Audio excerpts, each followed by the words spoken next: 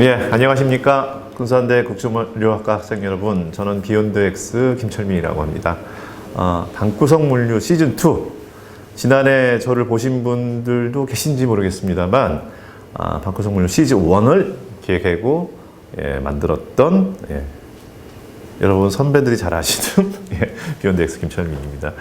오늘은 올해 또 군산대 국제물류학과에서 또 방구석 물류 시즌2를 운영하신다고 하길래 오늘은 제가 발표자로 여러분들 앞에 섰습니다. 오늘 제가 여러분들에게 들려주고자 하는 이야기는 우리 일상생활 속에서 물류란 무엇인가, 우리가 뭐 중차대하고 또 거대하고 또 우리가 산업적인 요소로의 물류가 아니라 우리 일상생활, 친근한 우리 생활 속에서 볼 수 있는 물류에 대한 이야기를 좀 나누고자 합니다. 그래서 오늘 이야기가 그렇게 어렵지는 않으실 거예요. 그래서 짧은 시간이지만 한 20분 정도 될 텐데요.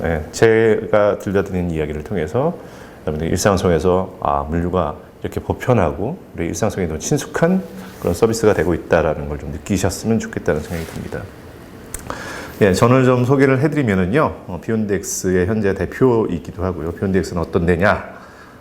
컨텐츠를 만드는 미디어입니다. 사실은 물류 관련되어 있는 내용들을 기자들이 아닌 현장에 있는 전문가분들과 함께 현장에 있는 인사이트를 공유하는 지식 네트워크가 있으면 좋겠다 해서 만든 회사이고요.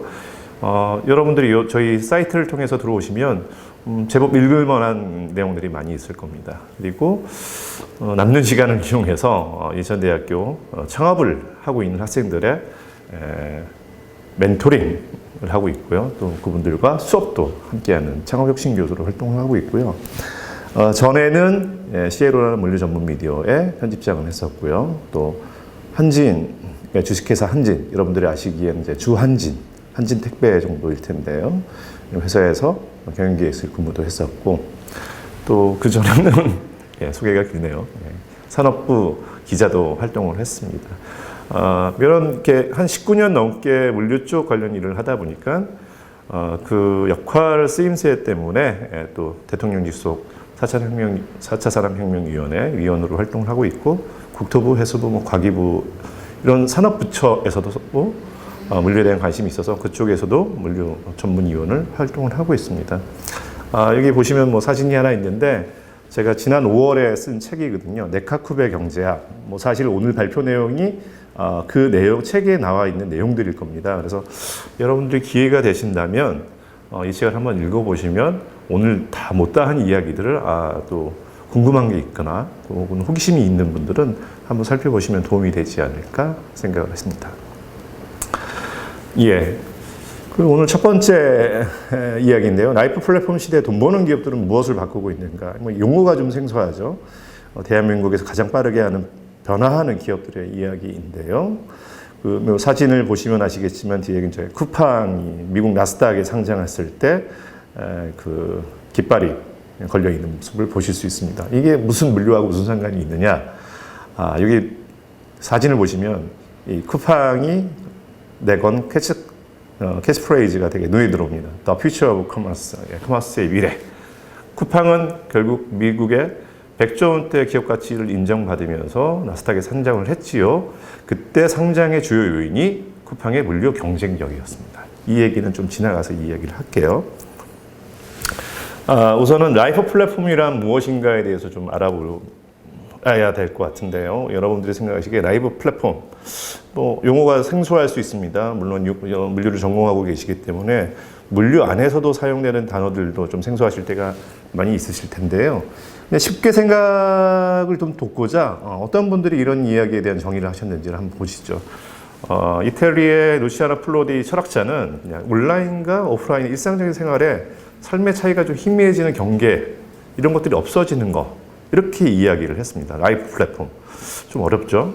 여기 또 다른 분이 설명하신 걸 보니까 그 매크로폴리스 창업자였던 바이낸트 윤건, 이분은 온라인 서비스 분야는 앞으로 10년 안에 새로운 경제 질서에 오프라인 리테일에 넘어갈 것이다. 뭐 이런 이야기를 하셨대요.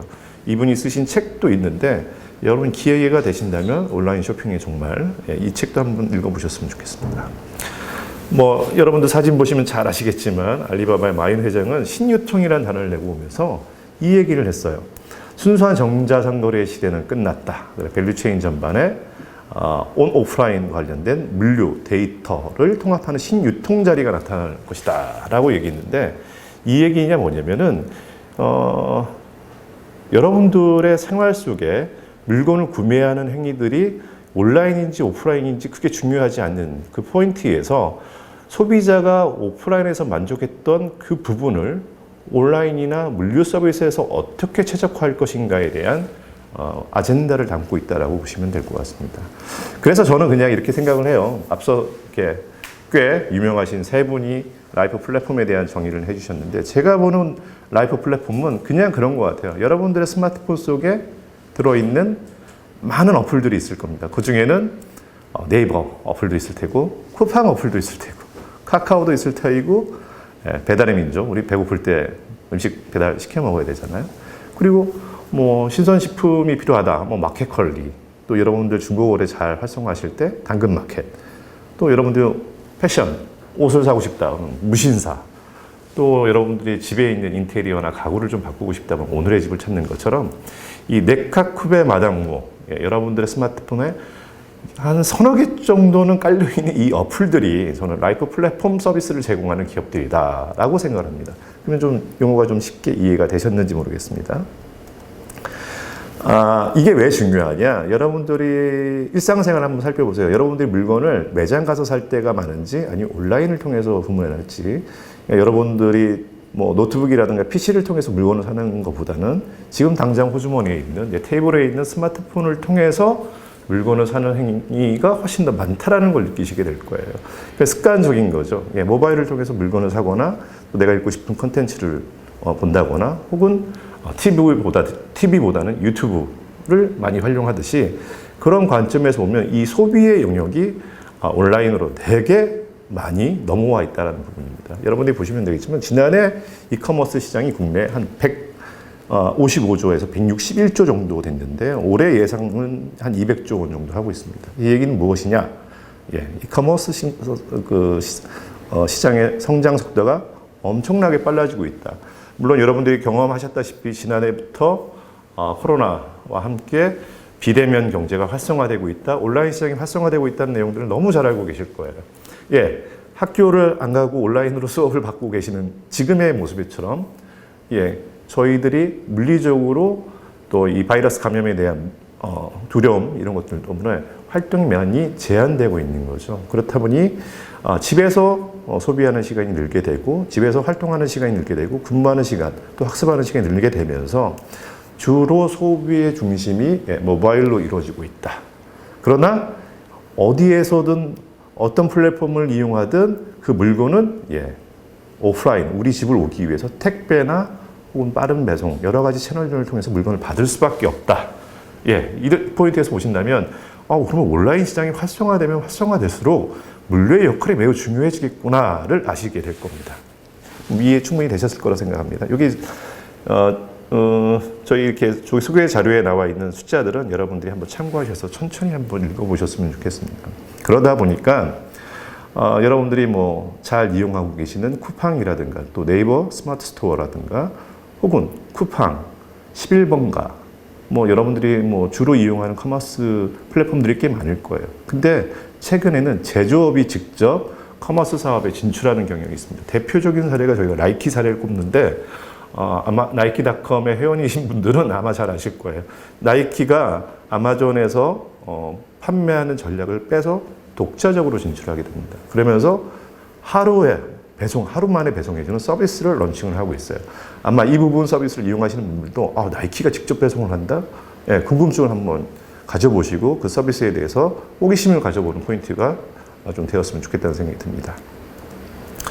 2005년부터 아마존 그리고 2013년부터 쿠팡이 쏘아 올린 공이 있습니다. 이 표에다 보시면 다 내용들이 배송과 풀필먼트, 창고, 최적화 그리고 또 물류에 관련된 이야기입니다. 그러니까 미국에서 가장 혁신적인 IT 기업이라고 불리는 이커머스 아마존과 국내에서 가장 혁신적인 기업이라고 불리는 쿠팡이 가장 최근에 공들이고 있다는 게 물류라는 거예요. 이 표를 통해서 그냥 여러분들 다 알게 되실 거라고 생각합니다. 여러분, 쿠팡이 100조 원대 기업의 가치를 성장해서 나스닥에 상장을 했습니다, 지난해. 그러면서 엄청나게 성장을 하죠. 아마존의 성장과 쿠팡의 성장을 비교해 보시라고 이 표를 벌었습니다. 엄청나게 매출이 늘고 있죠. 그만큼 또 안타깝게도 비용이 지출되고 있습니다. 이 얘기는 뭐냐? 아마존과 쿠팡은 더 많은 성장을 위해서 엄청난 돈을 쓰고 있다는 거죠. 그 돈을 쓰고 있는 대부분이 어디냐? 오프라인 영역에 있는 고객 서비스 개선을 위한 배송, 그리고 그 배송을 최적화하고 빠르게 한 풀필먼트, 그리고 그와 전반적인 물류 인프라 강화에 자원을 쏟고 있다. 그래서 기업들이 돈을 벌고 있느냐? 돈을 벌고 있죠. 하지만 더 큰 시장을 위해 엄청난 그 비용만큼, 벌어들인 비용만큼을 물류에 투자하고 있다라고 이야기를 하고 있습니다. 최근에는 퍼스트 마일, 미들 마일, 라스트 마일 관련해서 이 각종 이 배송 구간의 서비스 플레이어들이 증가하고 있는데요. 최근에 예전에는 전통적인 제조 방식에서는 대량 생산이 중요했죠. 대량 생산된 제품들을 팔기 좋은 몫에 갖다 주기만 하면 물건이 잘 팔리는 그런 시점이었습니다. 그러나 요즘은 온라인에서 물건을 판매하게 되면서 그 온라인에 제품이 올라가는 순간 정복구가 되고 또 전 세계 물건을 팔릴 수 있는 가능성이 열리게 되죠. 그러면서 배송의 반경이 국가에서 국경을 넘게 되고 전 세계로 무대를 활성화되고 있습니다. 그 대표적인 게 여러분들 알다시피 아마존 사례를 볼 수가 있겠죠. 그러면서 배송권역에 대한 서비스 단위들이 분류가 되긴 하는데요. 이런 정도의 용어로 좀 이해하시면 될 것 같습니다. 그럼 라이프 플랫폼 시대에 어떤 비즈니스 모델이 탄생했나 한번 알아볼까요? 그냥 여러분들 생각하시기에 네카쿱의 마당모 정도로만 딱 생각하시면 이들이 대한민국에서 물류를 가장 팬시하고 혁신적으로 이끌고 있는 기업들이다라고 생각을 하시면 됩니다. 물론 여기에서 CJ 대한통운이라든가 한진이라든가 또 롯데 글로벌 로지스라든가 또 현대 글로비스, 삼성 SDS, 또 판토스, LX 판토스 같은 기업들이 있습니다. 그런 전통적인 기업들은 혁신적이지 않느냐? 그게 아닙니다. 오늘 제가 말씀드리고자 하는 부분은 일상생활에서 우리가 만나는 플랫폼 커머스들이 어떻게 물류에 관심을 갖고 있느냐, 이 부분을 말씀드리니까 오늘 전통적인 물류 기업들에 대한 내용들은 번외로 하도록 하겠습니다. 오해하지 마시기 바랍니다. 이커머스 사업자의 배송은 어떤 거냐? 그냥 이게 모든 서비스예요. 그냥 고객들의 체험과 만족도를 극대화하는 일종의 이거 하지 않으면 커머스 사업자의 존재 가치가 없는 겁니다. 왜? 소비자들은 매장을 방문하게 되면 매장 직원이 엄청나게 서비스와 그 상품에 대한 설명과 또 향후 관리 방안에 대한 자세한 설명들을 해주죠. 매뉴얼이 있습니다. 하지만 온라인으로 사게 되는 순간 그 오프라인 서비스를 제공받지 못하게 되는 거죠. 그러면 소비자 입장에서는 불안하고 또 이 제품을 취소했을 때 과연 이게 환불은 잘 되느냐, 반품은 잘 되느냐, 여러 가지 이슈들이 있겠죠. 그런 허들을 극복하게끔 해주는 것이 배송단, 물류의 역할로 확장되고 있다는 겁니다. 단순하게 택배를 보내주는 것이 아니라 내가 물건이 마음에 들지 않거나 사이즈가 많지 않아서 반품해 줄 때 이와 반품된 관련된 모든 프로세스를 개선하는 게 물류의 영역이라고 보시면 될 것 같습니다. 너무 오버하는 거 아니냐 보실 수 있는데 제 얘기가 그렇게 오버하지 않는다는 걸 여러분들이 차츰 동화되실 거라 생각합니다. 네이버, 이마트가 쿠팡 때문에 힘을 합쳤다, 이런 뉴스들이 올 초에 많이 나왔죠. 지난해부터 나왔던 이야기인데 최근에는 잘 모르시겠지만 CJ 대한통운이 네이버의 빠른 배송을 위해 힘을 합쳤다, 이런 뉴스들도 많이 보고 투자를 많이 하고 있다, 이런 뉴스들이 많이 있습니다. 요새 나오는 유통가의 소식들, 이커머스에 대한 이야기들은 뉴스의 절반이 물류와 관련된 내용들입니다. 그 뉴스를만 잘 읽어보시고 업데이트만 해도 요즘 변화하는 추세를 잘 따라가실 수 있어요. 근데 왜 하필이면 대한민국에서 제일 센 검색의 왕이죠, 네이버와 또 유통 당자인 이마트가 왜 쿠팡이라는 업체 하나 때문에 이렇게 힘을 합쳤을까? 이 포인트에 대한 의심도 한번 가져보시기 바랍니다. 네이버는 NFA라고 네이버 풀필먼트 얼라이언스라고 7개 업체들과 풀필먼트 서비스를 강화하고 있어요. 이게 뭐냐? 그 네이버에 입점한 스마트 스토어의 물류 경쟁력을 향상하기 위해서 네이버는 직접 물류를 하고 있지 않으니 전문적인 물류 기업들과 서비스 제휴를 통해서 누구를 견제하겠다? 예, 쿠팡을 견제하겠다. 그래서 물류 서비스를 통해서 더 많은 고객을 유입시키겠다는 전략을 펼치고 있습니다. 그래서 이거를 네이버 풀필먼트 얼라이언스 NFA라고 하고 있는데요. 이게 무엇인지에 대한 관심을 갖게 되는 것만으로도 요즘 변화하는 시장에 대해서 여러분들이 충분히 이해하실 거라 생각을 합니다. 예, 최근에는 뭐 지그재그, 예, 뭐 무신사, 뭐 29cm, 뭐 엄청나게 이 버티컬 커머스들, 패션을 중심으로 한 커머스들이 성장을 하고 있습니다. 이 패션 커머스가 왜 뜨고 있느냐? 과거에도 뭐 온라인을 통해서 옷을 또 의류를 많이 구매하셨을 텐데 요즘 왜 중요해졌냐? 결국은 이 패션을 구매하는 소비자의 중심이 어디에 있느냐? 대부분 여성이죠. 네. 결혼하신 분, 뭐 학생분들은 결혼하지 않으셨겠지만 본인의 의사결정에 구매를 하겠지만 저 같은 경우는 패션에 대한 구매 의사가 결정권이 대부분이 아내에게 있습니다. 근데 그 고객들이 옷 말고도 다른 제품을 살 확률이 매우 높은 거죠. 예, 가격 결정권, 구매 결정권을 갖고 있는 분들이랍니다. 이런 소비자를 유입하기 위해서 엄청나게 네이버, 카카오, 신세계, 롯데 같은 기업들이 패션에 최적화된 커머스들, 스타트업들을 인수하는 움직임이 엄청 많아지고 있습니다. 이게 왜 그런가를 보시면 패션 시장도 엄청난 시장이긴 하지만 결국은 온라인 소비의 중심인 여성 고객을 확보하겠다는 전략으로 보시면 될 것 같아요. 예, 보시면은 무신사는 29cm와 스타일쉐어를 인수했고 지그재그는 카카오에 피인수됐습니다. 에이블리는 신세계의 인수가 또 투자를 받았고요. 브랜드 여러분들이 다 알만한 패션 커머스들 저희들은 특화되어 있는 버티컬 커머스라고도 하기도 하고요. 또 거기에 커뮤니티가 잘 형성되기 때문에 그들을 컨텐츠 커머스라고도 얘기합니다. 용어들이 되게 많은데 같은 거예요.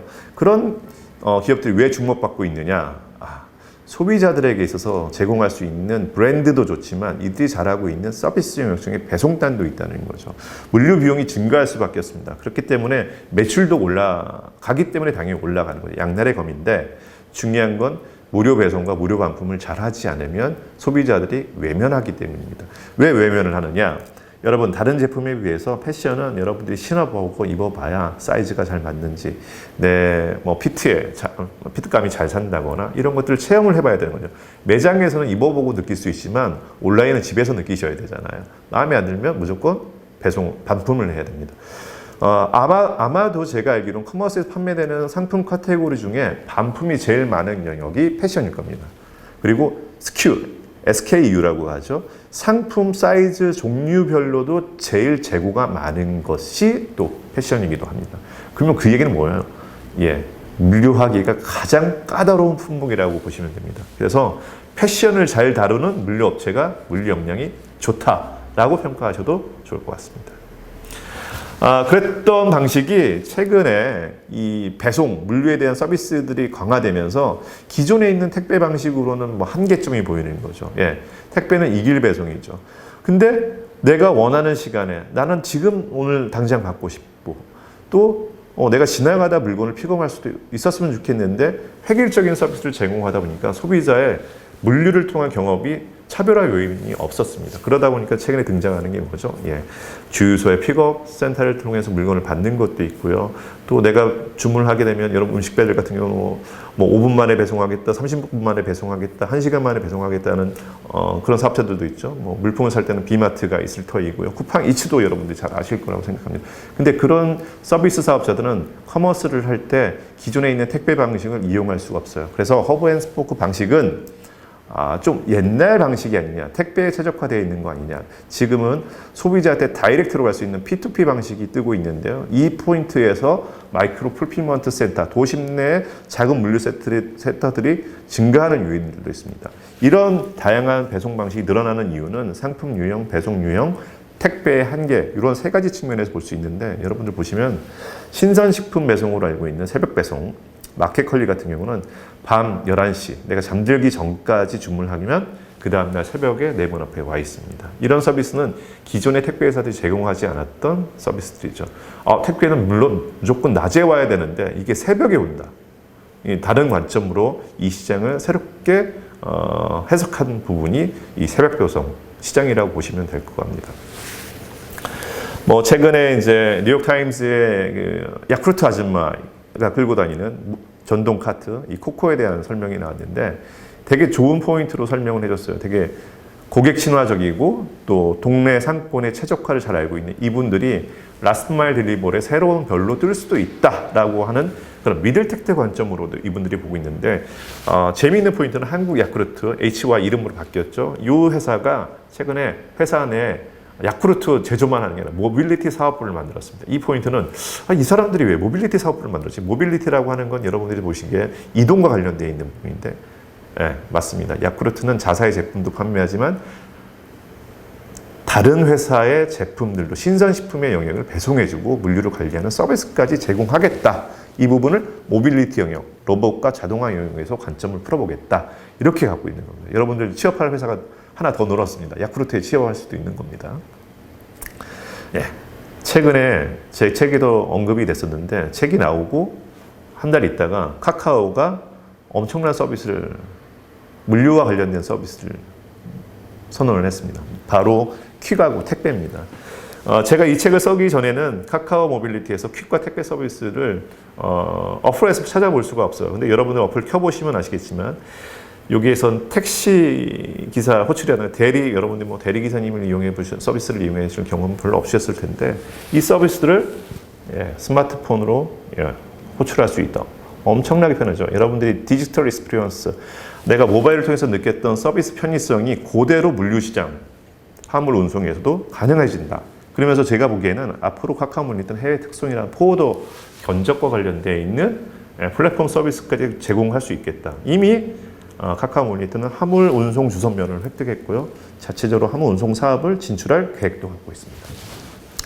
거짓말이냐고요? 농담이냐고요? 진짜입니다. 여러분들이 카카오에도 입사할 수 있는 거예요. 그러니까 여러분들이 물류를 전공하지만 물류는 어디에든 있다라고 생각을 하시고 어떤 기업에서든 물류에 대한 혁신과 그 프로세스를 바꾸지 않으면 생존할 수 없다라는 자부심을 가지시고 여러분들이 공부하시고 취업이나 창업의 활로의 포인트로 활용하셔도 저는 넘치지 않는다라고 생각합니다. 자신감을 좀 가지셨으면 좋겠고요. 더 많이 공부하셨으면 좋겠습니다.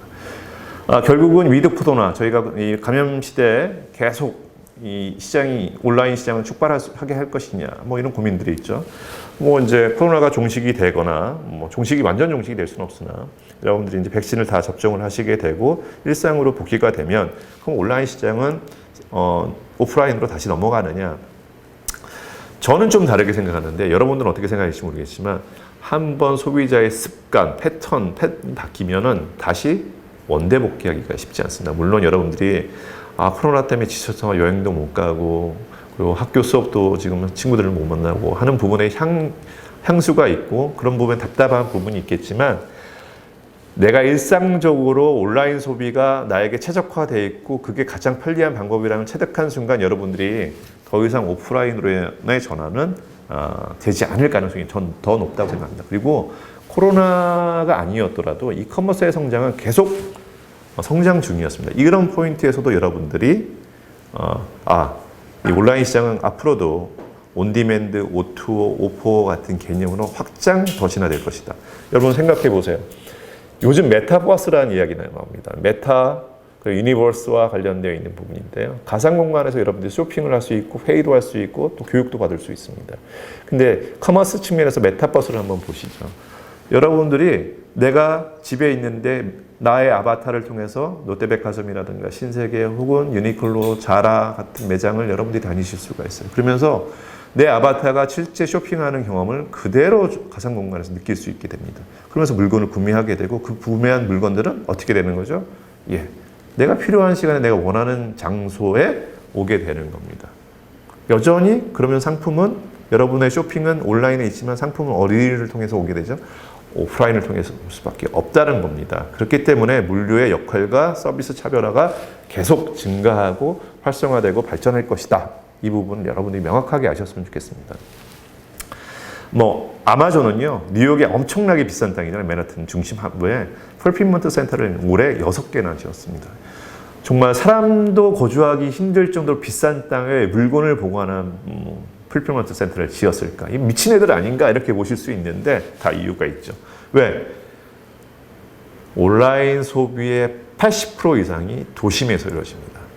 빠르게 물건을 배송하기 위해서 이 물건이 상품이 시 외곽에 있어야 될까요? 시 내에 있을까요? 그리고 빠르게 회수하고 반품 또 AS, CS 관련된 활동들을 하려면 어디에 있을까? 가까운 데 있으면 좋지 않겠습니까? 우리 동네에 있으면 그런 측면에서 아마존은 아주 비싼 뉴욕 맨하튼의 풀필먼트 센터를 짓고 있습니다. 근데 국내에도 있습니다. 쿠팡도 있죠. 쿠팡도 캠프라는 이름으로 우리 동네에 다 들어와 있어요.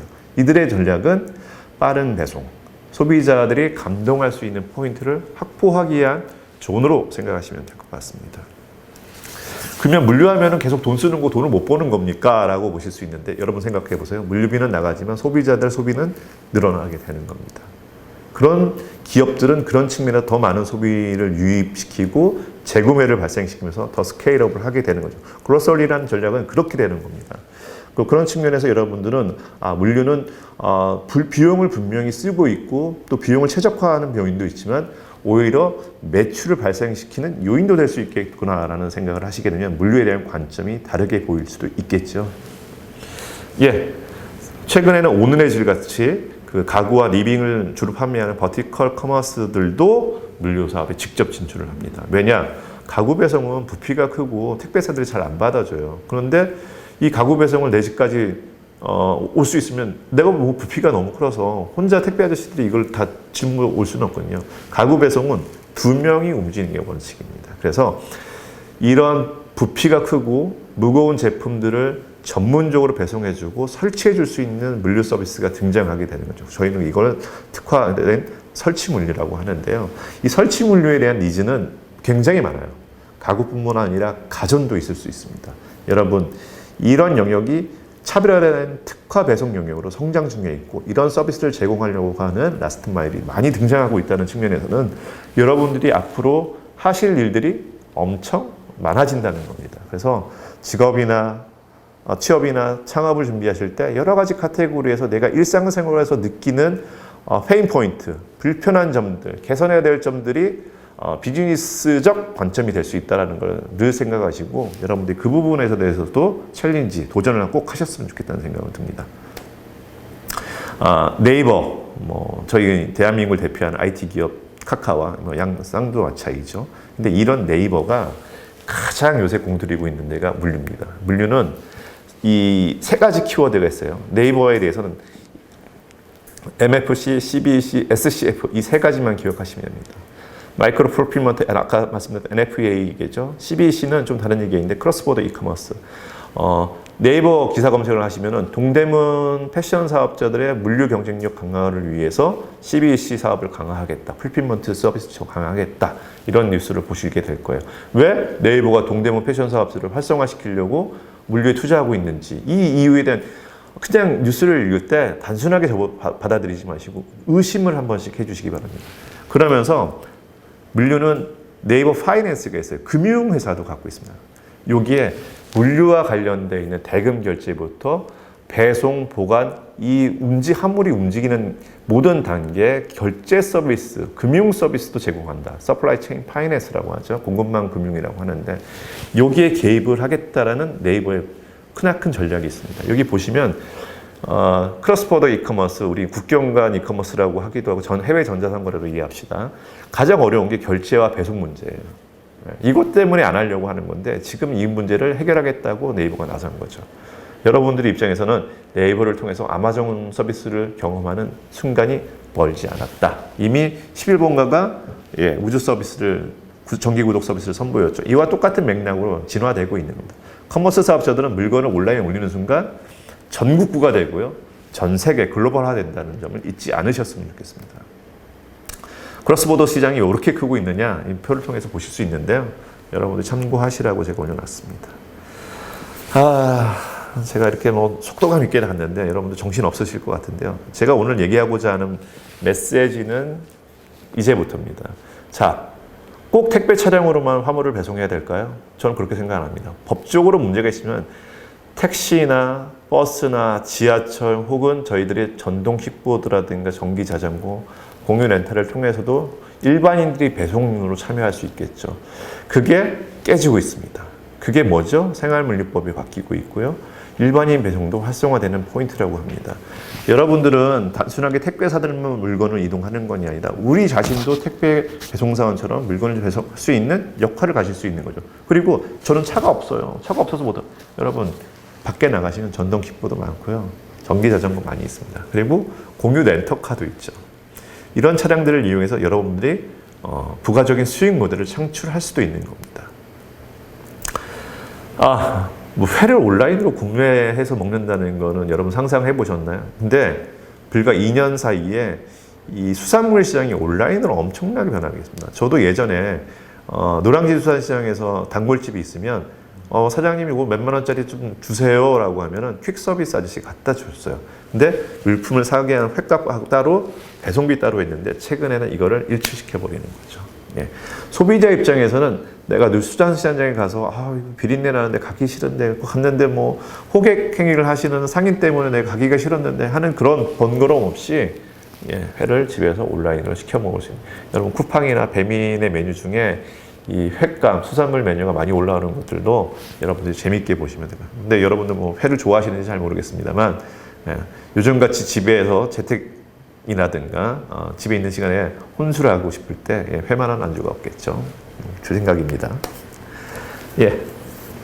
국내 택배 시장에 대한 이해인데요. 여러분들이 한번 살펴보면서 매년 성장하고 있구나. 대한민국에서 두 자릿수 때 성장을 하고 있는 사람은 유일하게 택배 시장밖에 없다. 전 제조와 유통을 다 살펴보셔도 택배밖에 없습니다. 근데 택배 회사들은 돈을 벌고 있느냐? 돈을 잘 못 벌다가 6년 전부터 수익 분기점을 넘어서서 돈을 벌고 있습니다. 이게 뭐냐? 택배는 대표적인 규모의 경제를 실현하는 산업입니다. 어느 정도의 수준이 달성이 되니까 돈을 벌게 되는 거죠. 그리고 최근에는 택배비도 인상한다고 그러죠. 택배 회사들이 돈 벌려고 미쳤다고 합니다. 농담입니다. 택배 회사들도 돈을 벌어야죠. 최근에는 GS 칼텍스라든가 SK 에너지 같은 또 현대오일뱅크, 쌍용, S오일 같은 업체들이 주유소에 대한 고민들을 많이 해요. 왜냐? 저희가 이제 전기차 시대를 맞이하게 되면서 2025년도까지 이제 내연기관 디젤 차량들 뭐 생산 안 하겠다고 하는 이제 자동차 브랜드 메이커들도 등장하기 선언도 했고요. 그럼 주유소는 어떻게 사용해야 되느냐? 이런 거죠. 미래 전기차가 등장하게 되면. 그래서 주유소들은 이 부분을 물류 거점, 생활 물류 거점으로 좀 해석해 보아야 되는 거 아니냐 이런 대세가 있습니다. 물론 거기에는 뭐 장단점이 있을 수도 있고 또 맞는 이야기도 있을 수도 있고 또 틀린 이야기일 수 있습니다. 아직까지나 이 부분에 대해서는 방향성을 이해하고 있고 아직 정답을 갖고 있는 업체는 없다고 봅니다. 다만 쿠팡은 현대오일뱅크를 통해서 물류를 쌓으려는 고민들을 하고 있고요. 또 CJ 대한통운 얼마 전에 SK 에너지를 통해서 물건을 배송하는 그런 작업들도 하고 있고요. 또 이케아, 여러분들 뭐 이케아 브랜드 좋아하시는지 모르겠어요. 이케아가 GS 주유소와 함께 물건을 받을 수 있는 픽업센터를 운영한다. 뭐 이런 얘기들이 많이 있습니다. 그러니까 주유소에 스타벅스 DT가 생긴다거나 맥도날드가 생긴다거나 버거킹 혹은 여러 가지 뭐 자동차 경정비, 세차 서비스가 있는 건 다 아실 텐데 여기에 앞으로 더 큰 멀티 채널로 부각하는 것 중에 물류, 우리가 아까 얘기했던 마이크로 풀필먼트의 거점으로 활용될 수 있다라고 생각을 하신다면 여러분들 상상 속에 한번 맡겨보겠습니다. 내가 생각하는 주유소는 또 다른 걸로 활용할 수 있다 그러면 GS나 SK나 S오일이나 현대오일뱅크에 노크를 하세요. 내 아이디어를 팔고 싶은데 그들이 그 아이디어를 사줄 수도 있습니다. 농담 아니고요. 그렇게 적극적으로 한번 움직여 보십시오. 좋은 아이디어가 있다면. 그런데 여러분들 라스트 마일 서비스를 많이 배송 서비스를 많이 이용하게 되면 환경이 안 좋아지죠. 여러분, 이 상품을 판매하기 위한 포장도 있지만 이 배송을 하기 위한 포장을 한 번 더 해야 돼요. 여러분 또 여전에는 시켜 먹지 않았던 음식들도 뭐 삼시세끼 시켜 먹는 경우도 있고요. 배달량이 엄청나게 늘어나면서 그와 관련되어 있는 이산화탄소 증가도 있지만 포장재, 환경 낭비, 일회용 포장재에 대한 쓰레기 문제도 좀 있습니다. 이런 것들을 어떻게 해결할 것인가에 대한 고민을 이제 이 기업들이 고민하고 있는 거죠. 그게 이제 ESG, 기업의 사회적 책임하면서 가치 있는 서비스를 하는 기업들에게 투자를 하겠다. 그런 기업들이 아니면 투자하지 않겠다. 이런 이야기도 나오는데 ESG에 대해서도 여러분이 관심을 가지시면서 근데 ESG 영역 중에 엄청나게 관여를 많이 하고 있는 게 운송, 물류 관련된 카테고리입니다. 왜? 화물 차량과 선박과 비행기 이동에는 이산화탄소를 발생시키게 되고요. 수많은 쓰레기를 발생하게 됩니다. 이러한 탄소 발자국을 없애는 노력들이 필요하겠죠. 그런 서비스를 제공하는 물류 스타트업이나 기업들 서비스들도 이제 앞으로 주목받는 서비스가 될 겁니다. 보세요. 집에다만 사무실로만 갖다 주는 배달해주는 서비스가 있는데 그 갖다 준 거를 다시 집에서 사무실에 빼내오는 것도 물류입니다. 저희는 리버스라고 하는데 그 영역에서 서비스를 이렇다 할 만한 제공하고 있는 플레이들이 없죠. 저는 이 영역을 잘하는 기업들이 미래 전도 유명한 물류 서비스 사업자가 될 거라고 강한 확신을 갖고 있습니다. 왜? 저는 다양한 사람들을 만나고 있거든요. 뭐 그런 사례들이 좀 있습니다. 제가 얼마 전에 그 피자 한 판을 시켜 먹으면서 엄청난 쓰레기가 나오는 거를 제가 사진 한번 찍어봤어요. 그랬더니 아파트에 저렇게 쓰레기들이 넘쳐납니다. 이런 것들을 해결하려고 제트닷컴의 공동 창업자였던 에이트파우스트는 이걸 해결해보겠다라고 해서 합배송이라는 서비스를 내놨는데 올리브라는 브랜드였는데요. 이것도 여러분들이 관심을 갖고 한번 보셨으면 좋겠습니다. 물류가 많이 하니까 물류센터 화재도 일어나고요. 그 안에 이제 노동 환경이 열악하다, 뭐 화장실 갈 데도 없다, 뭐 쉴 데도 없다, 뭐 이런 문제들이 있죠. 근데 여러분 생각해 보세요. 물류센터는 원래 사람이 많이 있는 곳이 아닙니다. 물건을 보관하는 곳이죠. 그래서 화장실도 적게 지고요. 쉼터도 그렇게 많지 않아요. 근데 최근에 쿠팡과 같은 커머스의 어떤 빠른 배송이 늘어나면서 노동자에 대한 수요가 늘어나게 되면서 많은 분들이 거기에 분류 작업에 투입하게 되죠. 우리 개선해야 될 부분이라고 저는 생각을 합니다. 그러면 기존에 있는 택배 사업장이라든 물류업체에서는 그런 문제가 없었느냐? 다 똑같이 있었습니다. 다만 사회적 관심과 주목도 또 기대, 가치가 높아지다 보니 이런 잘못된 부분들이 많이 부각이 되고 있는데요. 여러분들도 이런 부분에 따뜻한 시선으로 보시고 개선하고 발전할 수 있도록 도움을 주셔야 됩니다. 다른 사람은 모르더라도 물류를 전공하시는 분들이라면 관점을 열어놓고 이 부분에 대한 문제 해결 의식을 가져야 된다고 저는 생각을 하고 있습니다. 미래 물류는 어떤 모습일까요? 인류의 미래는 어떨까요? 여기 보시면 미래 창고, 미래 또 딜리버리 형량 이런 것들이 나와 있는데요. 이 로봇이 다 할까요? 아니면 이 전기차, 무인 자율차들이 다 하게 될까요? 드론이 물건을 다 배송하게 될까요? 여러분들 영화 속에서나 볼 수 있었던 장면들이 현실화되고 있습니다. 근데 이 부분에 대한 질문과 궁금증, 그리고 호기심, 그리고 나라면 어떻게 할 것인가에 대한 생각, 관점을 여러분들이 갖고 계셔야지만 세상을 변화할 수 있는 플레이어가 되실 수 있다는 걸 말씀드리면서 제가 오늘 짧게나마 이렇게 스피드 있게 말씀을 드렸는데 저는 오늘 이 시간을 통해서 여러분이 생각과 관점을 바꾸는 그런 시간이었다라고 하면 저는 오늘 개만족 이걸로 끝내겠습니다. 여러분 오늘 수고하셨습니다. 감사합니다.